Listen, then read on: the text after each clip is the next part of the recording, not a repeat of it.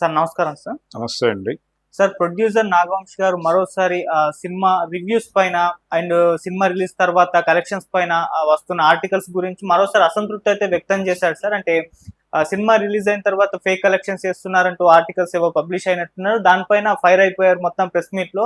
నేను సినిమాలోకి ఎలా తీసిన తర్వాత ఇంటర్వ్యూలు ఇవ్వకపోతే సినిమా హీరోలు ప్రొడ్యూసర్స్ వీళ్ళెవరు ఇంటర్వ్యూలు ఇవ్వకపోతే మీ యూట్యూబ్ ఛానల్ రన్ అవ్వవు కదా, మీ ఆర్టికల్స్ రన్ అవ్వవు కదా, నా సినిమాలను మీరు బ్యాన్ చేసేయండి, నా సినిమాలకు మీరు రివ్యూలు రాసేయకండి అంటూ ఆవేదన వ్యక్తం చేస్తూ ఫుల్ ఫైర్ అయిపోయారు సార్. మరి ఆయన మరోసారి ఈ విధంగా ఆవేదన వ్యక్తం చేయడం, ఆయన మాటలు నేను కామెంట్స్ మీరు ఏ విధంగా చూస్తారు సార్?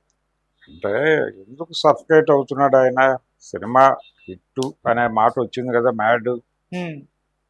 మ్యాడ్ స్క్వేర్ అంటే టిల్లు స్క్వేర్ లాగా ఇది ఆ రేంజ్ హిట్ అవుతుంది అని చెప్పాడు ఆయన ముందే. సరే, ప్రజలు కూడా కొంత ఆదరిస్తున్నారు. వసూళ్లు కొన్ని ఏరియాల్లో బాగానే ఉన్నాయి, కొన్ని చోట్ల డల్ అయిన మాట వాస్తవం. అంటే కోస్తాంధ్రలో కొంత లోతట్టు ప్రాంతాలలో ఆదరణ తక్కువగా ఉన్నమాట వాస్తవం, కానీ చాలా మేజర్ ఏరియాస్లో ఇది కనెక్ట్ అయింది. రేపు ఈ 10th క్లాస్ ఎగ్జామ్స్ అవి అయిపోతే ఇంకొంచెం పెరుగుతుంది. అంటే స్టూడెంట్స్ అట్రాక్ట్ అవుతున్నారు ఈ కంటెంట్కి. నిజానికి వాళ్ళని టార్గెట్ చేస్తూ తీసినటువంటి సినిమానే అది. దాని కంటిన్యూషన్ అంటే లైఫ్లోకి వెళ్ళిన తర్వాత, అదేమో కాలేజీ డేస్ లైఫ్ అయితే, ఇది కాలేజీ నుంచి బయటకు వచ్చిన తర్వాత జీవితంలో సెటిల్ అయ్యే ప్రయత్నాల్లో భాగంగా జరిగేటువంటి కామెడీ.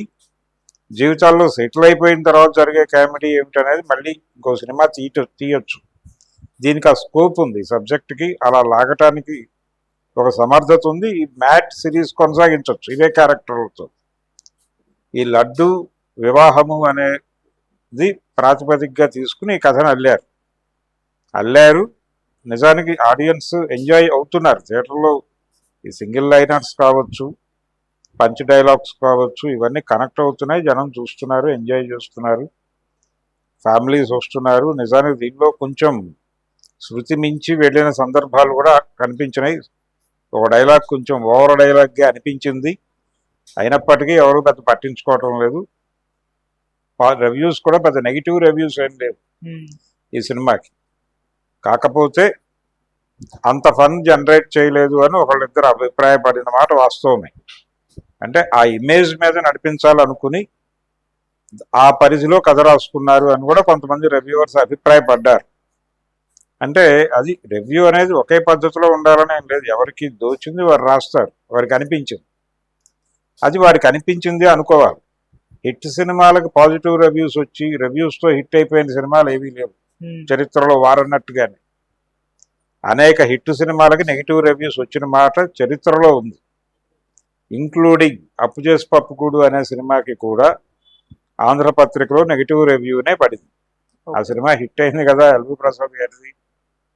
నెగిటివ్ రివ్యూ రాసింది కూడా ఎవరో కాదు, ముళ్ళపూడి వెంకటరమణ గారే. తర్వాత వారు సినిమాలు తీశారు, వారి సినిమాల మీద కూడా 100 నెగిటివ్ రివ్యూస్ వచ్చినాయి. త్యాగయ్య అనే సినిమా మీద వచ్చినన్ని నెగిటివ్ రివ్యూసే ఏ సినిమా మీద రాలేదు. ఏది సోమయాజులతో వారు చేసిన త్యాగయ్య మీద. శంకరాభరణం అనే విశ్వనాథ్ గారు తీసిన క్లాసిక్ సినిమా మీద కూడా నెగిటివ్ రివ్యూస్ అసంఖ్యాకంగా ఉన్నాయి, ఇప్పటికీ ఉన్నాయి. కావాలంటే ఆయనకు పంపిస్తాం. ఆ సినిమా హిట్ అయిపోయింది కదా. హిట్ అయిన సినిమాల మీద నెగిటివ్ రివ్యూస్ రావడం కొత్త ఏం కాదు. అక్కినేని నాగేశ్వరరావు గారి ప్రేమాభిషేకం సినిమా మీద కూడా 100 నెగిటివ్ రివ్యూస్ ఉన్నాయి. ఆయన రాఘవేంద్రరావు గారి డైరెక్షన్లో అంతకుముందు వచ్చినటువంటి మమతల కోవిల అనే నవల ప్రేరణతో తీసిన జ్యోతి అనే సినిమా లైన్నే తీసుకొచ్చి ఇక్కడ క్యారెక్టర్లు మార్చి అడాప్ట్ చేశాడు దాసనారాయణరావు అని రివ్యూలు రాసిన వాళ్ళు కూడా ఉన్నారు. మరి ఆ సినిమా విజయాన్ని అవేవి ఆపలేదు కదా ఆ రోజున. అలాగే ఈయన చెప్తున్నటువంటి వసూళ్ల గురించి రోజువారీ రిపోర్ట్ ఇవ్వటం అనేది అది జరుగుతూనే ఉంది, కొత్త ఏం కాదు. అన్ని సినిమాలకి జరుగుతుంది. ఏ రోజు వసూళ్ళు ఎంత అనేది రాస్తూనే ఉన్నారుగా మొదటి నుంచి. ఈ రోజు కొత్త ఏం కాదు, అది నాగయ్య గారి కాలం నుంచి రాస్తున్నదే, అది కొత్త ఏం కాదు. ఈ రోజున నాగవంశీ గారి కోసమే రాయట్లేదు ఎవరు. మీరు ఇంటర్వ్యూలు ఇవ్వకపోతే యూట్యూబ్ ఛానల్స్ బతకవు అన్నప్పుడు మీరు మానేయండి. మేము ఇంటర్వ్యూలు ఇవ్వము అని మీరు నిర్ణయం తీసుకున్న తర్వాత మీ ఇంటికి వచ్చేవాడు బతిమాలడు కదా, ఇంటర్వ్యూలు ఇవ్వండి మహాప్రభు అని. మీరు ఇంటర్వ్యూలు ఇవ్వకపోవడం అనేది మీ పర్సనల్ ఒపీనియన్, మీరు ఆపేసుకోండి, నో ప్రాబ్లం. కానీ అవతల వాళ్ళని అభిప్రాయాలు చెప్పొద్దు అనే రైట్ మీకు లేదు. అవతల వాళ్ళ అభిప్రాయాలు వాళ్ళు వ్యక్తం చేస్తారు, దాన్ని ఫేస్ చేయాలి. మీరు ఫేస్ చేస్తానని చెప్తున్నాడు ఆయన. నేను రివ్యూస్ని ఫేస్ చేస్తున్నాను కదా, గతంలో ఏదో అన్నాను కానీ day to day post mortem ఏమిటి అన్నాడు ఆయన. Day to day post mortem కూడా ఎంజాయ్ చేయండి మీరు. అందులో ఏదైనా తప్పులు జరిగితే మళ్ళీ చెప్పి తిట్టండి. మీరు ఏం మాట్లాడుతున్నారు మీరు, ఇక్కడ 500 కోట్లు వస్తే మీరు 100 కోట్లు కూడా రాలేదని ఎలా రాస్తారని అని తిట్టండి. అది ప్రచారమే కదా మీకు. ఆ ప్రచార కార్యక్రమంలో నిమగ్నమై వీటన్నిటినీ వాడేసుకోండి. మీరు ఎవరి సినిమాలకు పాజిటివ్ రివ్యూస్ ఉన్నాయి, కృష్ణ గారి సినిమాలకి నెగిటివ్ రివ్యూసే కదా అన్ని సినిమాలకి. గుడిపూడి శ్రీహరి గారు రాసినటువంటి నెగిటివ్లో పాజిటివ్ రివ్యూస్ ఎన్ని ఉండేవి ఆ రోజుల్లో. ఆయన దాదాపు ఇండస్ట్రీని చాలా ఇబ్బంది పెట్టాడు. అయినప్పటికీ ఇండస్ట్రీ పీపుల్ ఆయన గౌరవించారు తప్ప ఇప్పుడు ఆయన మీద దాడులు చేయలేదు కదా. ఇలా ఎంతమంది రాశారు నెగిటివ్ రివ్యూస్. ఒక నెగిటివ్ రివ్యూ రాసిన వ్యక్తిని తీసుకెళ్ళి మీరు డైరెక్టర్ని చేశారు కదా, కమలాకర్ కామేశ్వరరావు గారు. హెచ్ఎం రెడ్డి గారు తీసినటువంటి ద్రౌపది మానవ సంరక్షణం అనే సినిమా మీద ఆయన రాసిన నెగిటివ్ రివ్యూ చూసి ఆయన మెడ్రాస్ పిలిపించి, నా దగ్గర ఉండుగురు, నేను రాసిన కథలను కొంచెం రివ్యూ చేయి, దాన్ని బట్టి ఏదైనా కరెక్షన్ చేసుకుంటానని తీసుకెళ్ళి అక్కడ పెట్టుకున్నాడు కదా. ఆ ఊపులో ఆయన డైరెక్టర్ అయ్యాడు కదా. కాబట్టి రివ్యూ అనేది ఒపీనియన్, తన ఒపీనియన్. ఇప్పుడు రెండోది ఆయన మర్చిపోతున్న విషయం ఏంటంటే, ఈ రివ్యూస్ చెప్పడం అనేది, గతంలో రివ్యూవర్స్ అని ఒక ప్రత్యేకమైన సెక్షన్ ఉండేది, వాళ్ళు సమీక్షలు రాసేవాళ్ళు. ఇప్పుడు ఎవరైనా సమీక్ష రాస్తున్నారు.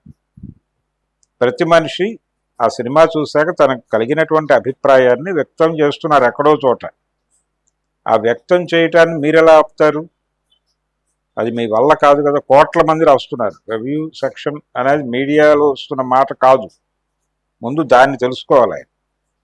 సినిమా చూస్తున్న ప్రతివాడి జేబులో ఫోన్ ఉంటుంది, ఆ ఫోన్లో నెట్ ఉంటుంది. వాడు ఏదో సోషల్ మీడియా ప్లాట్ఫామ్లో మెంబర్ అయి ఉంటాడు. తనకు సినిమా నచ్చితే నచ్చిందని రాస్తాడు, అక్కడ నచ్చకపోతే పరమ దరిద్రంగా ఉందని పెడతాడు. అది కొన్ని వేల మందికి, లక్షల మందికి, కోట్ల మందికి చేరిపోతుంది. దాన్ని ఎలా ఆపుతాడు ఈయన? గూగుల్ వాడిని సోషల్ మీడియా ప్లాట్ఫామ్స్ అన్ని తీసేయమనగలడా అంటే వాళ్ళు ఒప్పుకుంటారా? ఈయన్ని లోపలేస్తారు తప్ప వాళ్ళు తీయరు కదా. ప్రస్తుతం ప్రపంచం వాళ్ళతో డ్రైవ్ అవుతోంది. దాని నుంచి వేరే జ్ఞానం పొందుతోంది స్ట్రైట్. ఆ స్ట్రైట్ పొందుతున్న జ్ఞానం ముందు ఇవన్నీ ఎందుకు పనికిరాని విషయాలు. అందుకని రివ్యూస్ కాదు, ఆయన ఏం మాట్లాడినా ఆయన ప్రపంచాన్ని పట్టించుకోకుండా ఆవేశపడుతున్నాడు. తన సినిమా తన వరకే పరిమితం అనుకుంటున్నాడు. నవ్వుతూ సరదాగా ఎంజాయ్ చేసి తన వ్యూహం తను వేసుకుని వెళ్ళిపోవాలి అంతే. కమర్షియల్ సినిమాలని, ఎన్ని సినిమాలని ఇల్లాజికల్ సినిమాలని తిట్టారు, ఎన్ని సినిమాల మీద నెగిటివ్ రివ్యూస్ వచ్చినాయి గతంలో. అవన్నీ ఫ్లాప్ అయినాయా? పెద్ద పెద్ద హిట్ సినిమాలు కదా. దానవీర సూరకర్ణలో దారాలు కనిపించినాయి, సెట్స్ అన్ని గందరగోళంగా ఉన్నాయి అని రాశారుగా. ఆయన అభిప్రాయాలను, ఆయన వ్యక్తం చేసిన అభిప్రాయాల మీద నెగిటివ్ అభిప్రాయాలు ఇప్పటికీ ఉన్నాయి కదా, ప్రింట్లో కనిపిస్తూనే ఉన్నాయి మనకి. నిన్న కాక మొన్న కూడా ఆయన మీద దాడి జరిగింది కదా. అనంత శ్రీరామ్ అనే ఒక రచయిత గన్నవరం దగ్గరలో సభలో మాట్లాడుతూ, ఇదే జిల్లాకు చెందిన బలానా కులానికి చెందిన పెద్ద ఆయన ఇష్టం వచ్చినట్టు పురాణాలను కలుషితం చేస్తే మనం ఏమన్నా మాట్లాడామో అన్నాడు కదా. కాబట్టి ఇలాంటివి జరుగుతాయి. ఒక అభిప్రాయం చెప్పాక దానికి భిన్నమైన అభిప్రాయం అవతల నుంచి వస్తుంది. అది భావ ప్రకటన స్వేచ్ఛ కిందకే వస్తుంది. ఇప్పుడు ఒక సెక్షన్ వాళ్ళే అభిప్రాయాలు చెప్పట్లేదు, అన్ని సెక్షన్స్ మాట్లాడుతున్నాయి. అందుకని విస్తృతం అయిపోయినటువంటి ఇది వీళ్ళని ఇబ్బంది పెడుతోంది, సఫకేట్ చేస్తోంది. ఈ సఫకేషన్ తీర్చుకోవడానికి వీళ్ళు మీడియా మీద పడుతున్నారు. అది ఒక అవుట్లెట్ అనుకుని మీద పడుతున్నాడు అంతే ఆయన. అంతే తప్ప ఆయనకి తెలుసు, కాన్షియస్గా కొంచెం లోతుల్లోకి వెళ్తే వాడు చెప్తాడు ఇదే మాట. కానీ వారిని బయటికి అలా అననివ్వట్లేదు అంటే ఆయనలో ఆగ్రహం ఇక్కడ తీర్చుకోవాలని డిసైడ్ అయ్యి వచ్చాడు ఆయన. ఆ డిసైడ్ అయిన మాటలే మాట్లాడాడు. అతని మాటలకి ఎవరు పట్టించుకోరు. మీరు ఇంటర్వ్యూలు ఇవ్వకపోతే మానేయండి, ఎవరు మీ దగ్గరకు వచ్చి దేబరించరు కదా. కానీ మీ సినిమాల గురించి మాట్లాడుకుంటారు, దాన్ని మీరు ఆపే రైట్ లేదు మీకు. వాళ్ళు రివ్యూవర్స్ని మేనేజ్ చేయొచ్చు మీరు. రివ్యూవర్స్ కాదు, రివ్యూవర్స్ లేరు ఇప్పుడు, వేరే ప్రపంచం ఉంది. ఆడియన్స్ నేరుగా ప్రతి ప్రేక్షకుడు సమీక్షకుడే.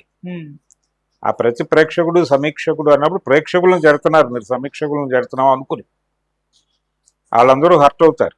వాళ్ళు హర్ట్ అయితే మీ సినిమాలు చూడరు. అందుకని ఓపెన్ ఏరియాలో ఇలా అనవసర ఆవేశాలకు గురి కాకుండా నాలిక చేత్తో పట్టుకుని మాట్లాడటం పద్ధతిగా ఉంటుంది. మనం మార్కెట్ ఎకానమీలో బతుకుతున్నాం. మార్కెట్ ఎకానమీకి సంబంధించిన వ్యూహాలని, ఎత్తుగడల్ని అర్థం చేసుకుని వ్యవహరించకపోతే మార్కెట్ ఎకానమీ దూరంగా